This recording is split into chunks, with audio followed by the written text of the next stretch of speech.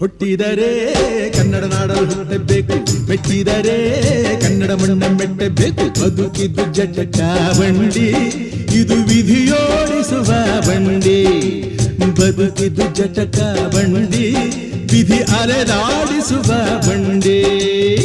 ಹುಟ್ಟಿದರೆ ಕನ್ನಡ ನಾಡಲು ಹುಟ್ಟಬೇಕು, ಮೆಚ್ಚಿದರೆ ಕನ್ನಡ ಮಣ್ಣ ಮೆಟ್ಟಬೇಕು.